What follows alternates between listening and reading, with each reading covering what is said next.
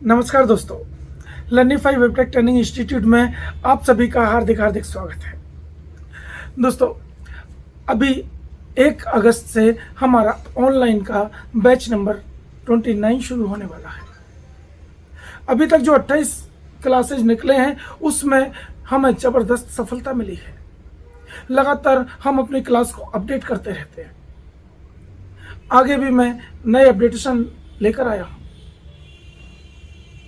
आगे भी मैं ऐसे ही अपडेट लेकर आता रहूँगा। इस क्लास में क्या नया अपडेट हम लेकर आए हैं, ये सब कुछ आज आपको बताने वाला हूँ।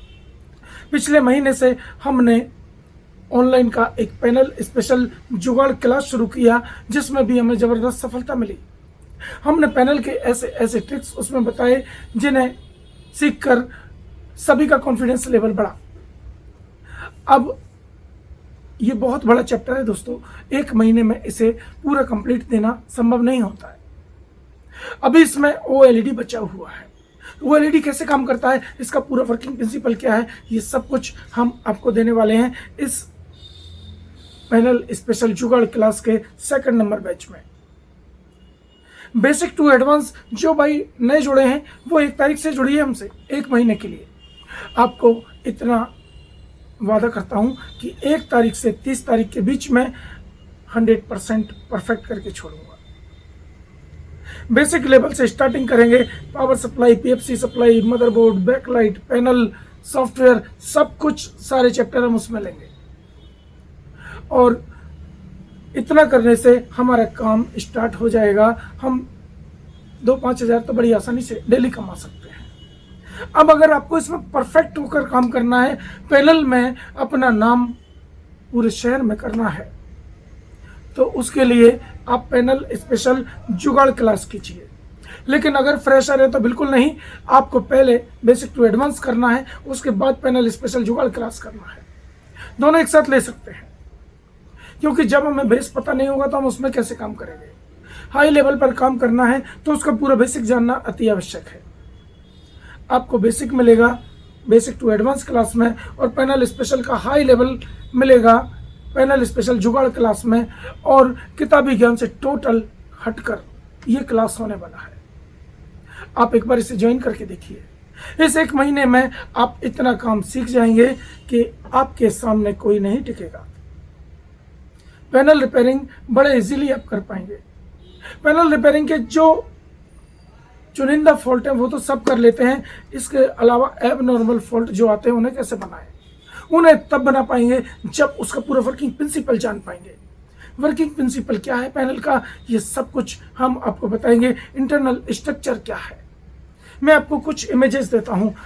इंटरनल स्ट्रक्चर कैसे हमें रीड करना है, हमारी क्लास का स्तर क्या है, ये आपको आज पता लग जाएगा। इस क्लास में आपको किस तरह की ट्रेनिंग मिलेगी, देखिए मैं आपको ग्लास के अंदर का स्ट्रक्चर दिखाई देता हूँ। हल्की फुल्की झलक दिखाऊंगा, बाकी पूरा डिटेल आपको क्लास में मिल जाएगा। देखिए, अब देखिए मैंने माइक्रोस्कोप इसके ऊपर रख दिया है, नीचे टेबल की बैकलाइट को जला दिया है। अब मैं इस माइक्रोस्कोप को ऑन करता हूँ। आपको ये सभी पिक्सल स्पष्ट दिखाई देंगे। ये देखिए, ये मैं इसे खिसकाऊंगा तो ये आपको पिक्सल दिखाई देंगे। जो रेड, ग्रीन, ब्लू पिक्सल हैं वो यही है। अब और स्पष्ट दिखेगा। मैं थोड़ा और इसे जूम कर देता हूँ। माइक्रोस्कोप को एकदम नीचे बैठा दिया मैंने। अब देखिए, अब आपको इसके अंदर के पिक्सल और मॉस्फेट साफ साफ नजर आएंगे। इससे ज़्यादा स्पष्ट मैं नहीं समझता आपने आज तक देखा होगा। ये इसके अंदर के पूरे स्ट्रक्चर हैं, पूरे पिक्सल हैं जो अलग अलग कलर में जलते हैं और हमें पिक्चर दिखाते हैं। अब इन्हें चलाया कैसे जाता है, ये कैसे चलते हैं, ये सब कुछ हमें जानना है। अब मैं माइक्रोस्कोप को एकदम जड़ पे बैठा देता हूँ। यहाँ से जो CKV लाइन पहुँचे थे अंदर, ये देखिए, ये CKV लाइन अब कहाँ जाएंगे, हम इसका फोकस मिला लेते हैं। ये देखिए, ये CKV लाइन अंदर पहुँचे और अंदर पहुँचकर ये ग्लास के अंदर एंटर हो गए। अब ग्लास के अंदर का स्ट्रक्चर देखिए दोस्तों, यहाँ से एंटर हुए, अब आपको दिखेंगे 1 2 3 4, ये चारों CKV लाइन है। तो मुझे उम्मीद है ये पूरा सिस्टम आपने देखा होगा कि इस गिलास के अंदर क्या है, CKV लाइन क्या है और इवन क्या है। CKV लाइन शॉर्ट हुए तो कहाँ से शॉर्ट हुए, अंदाजमान नहीं कि आपने लेफ्ट का कट कर दिया या राइट का कट कर दिया, बन गया तो ठीक, तुक्का लग गया। तुक्का दोस्तों हर बार नहीं लगता, परफेक्शन के साथ काम करना है तो उसे मजबूती के साथ पकड़ना होगा, और मजबूती के साथ तब पकड़ेंगे जब उनमें अलग अलग प्रैक्टिकल करेंगे। आप लगातार प्रयोग कीजिए, मैं भी करता हूँ, सफलता मिलती है तो आपके बीच ले आता हूँ। इनकी पूरी थ्योरी क्या है, स्केलर बोर्ड को पूरा रीड करने का क्या तरीका है। स्केलर बोर्ड को रीड करना सीखिए।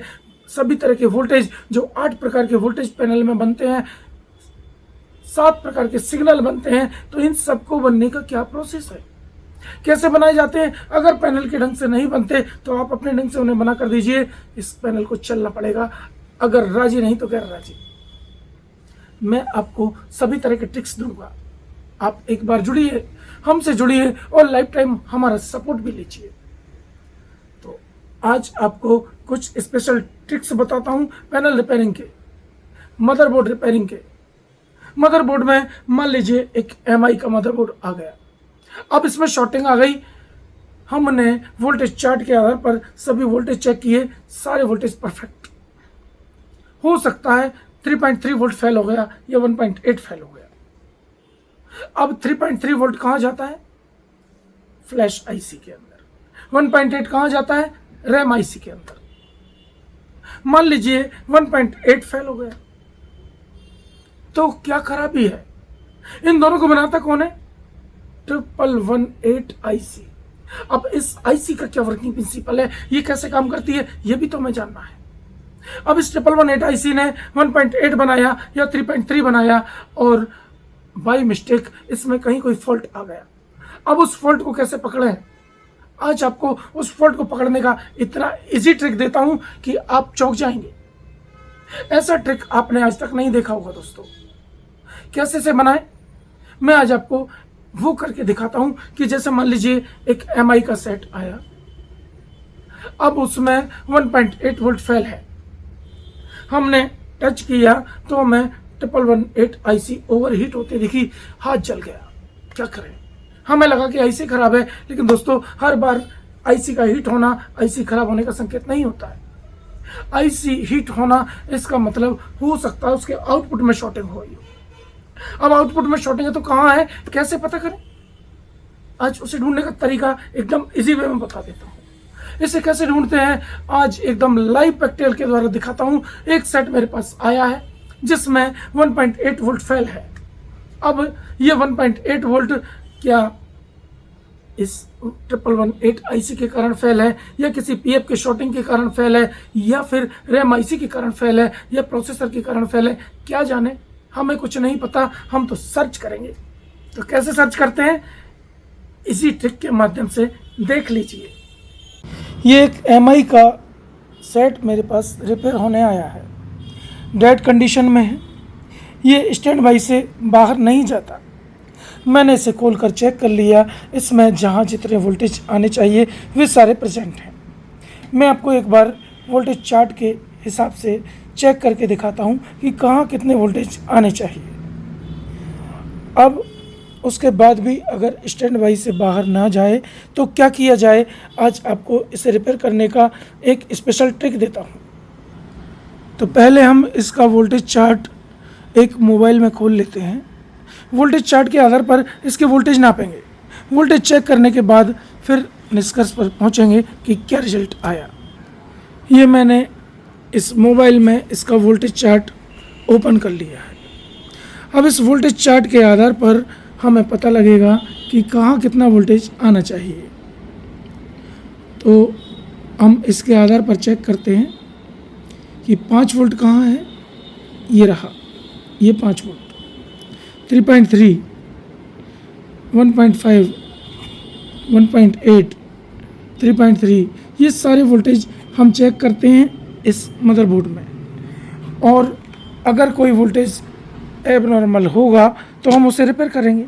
मैं आज आपको लाइव रिपेयर करने का ट्रिक बताता हूँ। अब वोल्टेज चार्ट के आधार पर इस कॉइल पर 5 वोल्ट आने चाहिए। मैं चेक करता हूँ, स्विच ऑन कर दिया। अब देखते हैं, यस, यहाँ 5 वोल्ट हैं, यहाँ 1.8 है, यहाँ 1.5 है। ये वोल्टेज तो ओके हैं। इस आईसी पर देखते हैं, 5 वोल्ट प्रेजेंट है, 3 वोल्ट प्रेजेंट है,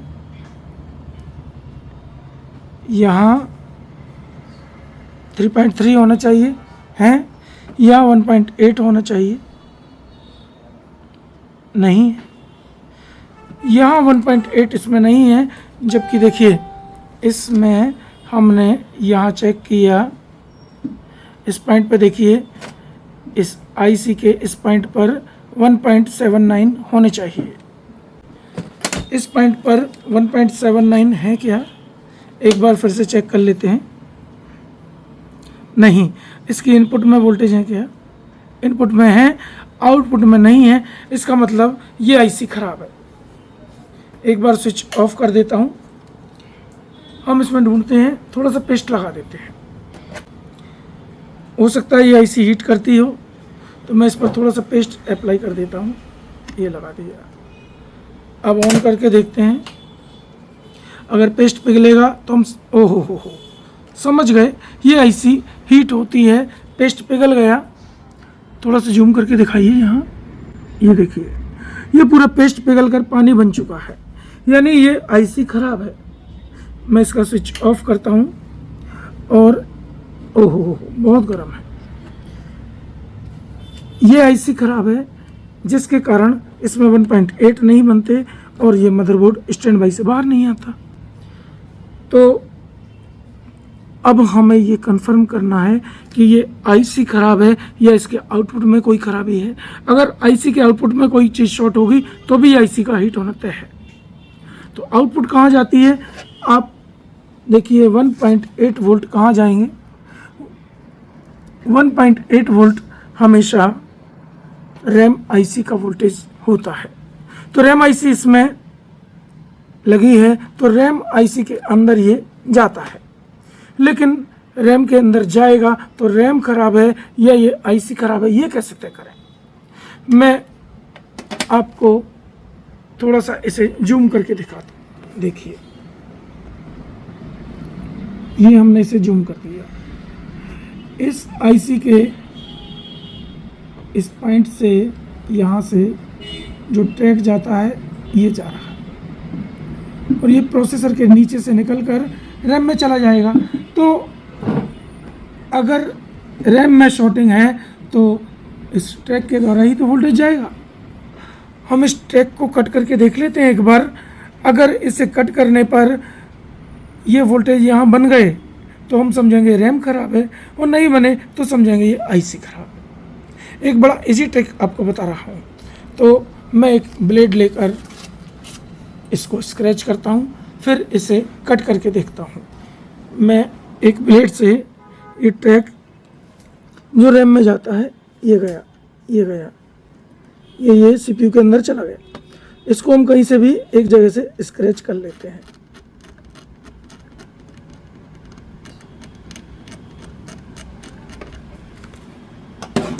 मैं इसे जूम करके आपको दिखा देता हूँ।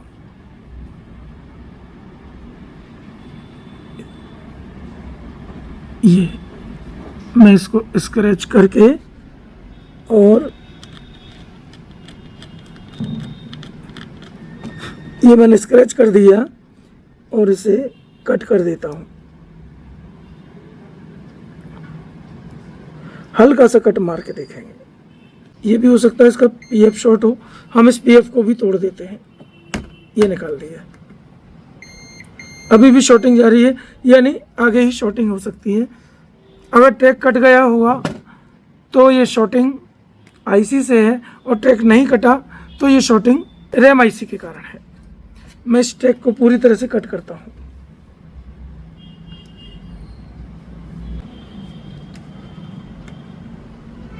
हाँ अब कट गया, अब रीडिंग आ गई ना इसमें।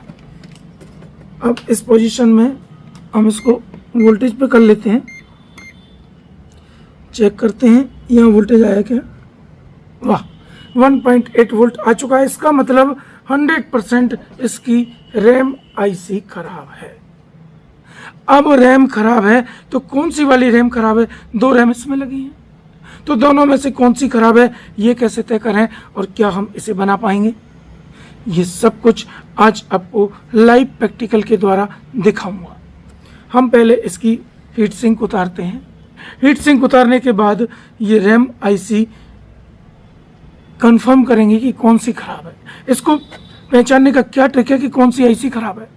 किसी भी मदरबोर्ड में अगर फ्लैश खराब है तो उसे टेस्ट करने का क्या तरीका है? रैम खराब है तो उसे टेस्ट करने का क्या तरीका है?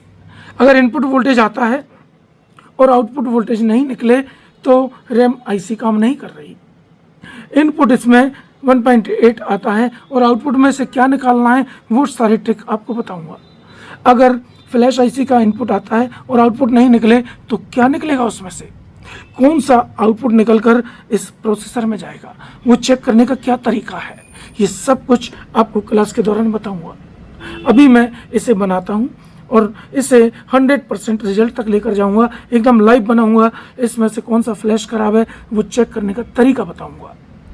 तो मुझे उम्मीद है आपने ये सर्च करने का तरीका जान लिया होगा। अब इसे मैंने सर्च तो कर लिया, बनाया कैसे?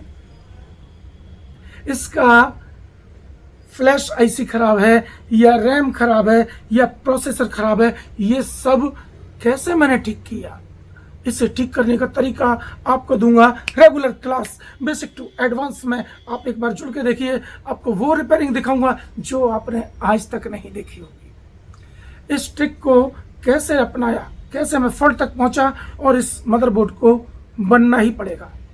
हम इसे बनाएंगे, चलाएंगे, आपको चला कर दिखाएंगे कैसे चलता है। ये सब देखने के लिए आप हमारा basic to advance class join कर लीजिए और इस क्लास को ज्वाइन करने के लिए आपको केवल 3000 रुपये पे करने हैं।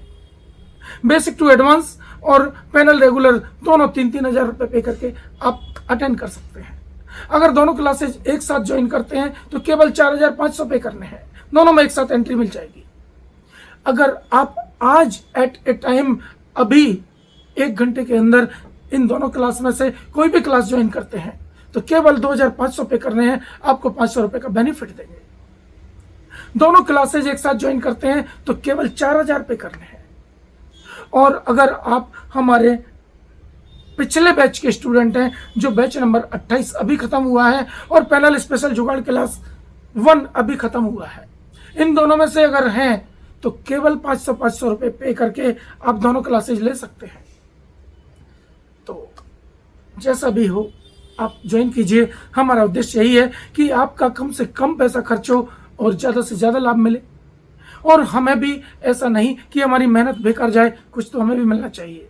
दिन रात मेहनत करते हैं दोस्तों, रात के 2-2 बजे तक जागता हूँ, तब इस रिजल्ट तक लेकर आता हूँ, तो मुझे भी मिलना चाहिए। पूरी टीम हमारी काम करती है।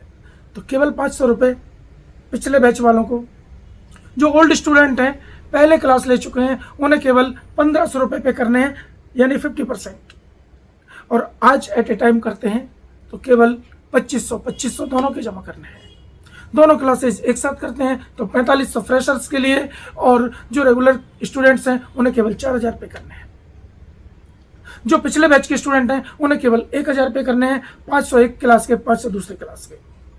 तो जैसा भी हो आप कर सकते हैं। और आज का ये क्लास कैसा लगा आप सभी अपना अपना फीडबैक दे सकते हैं।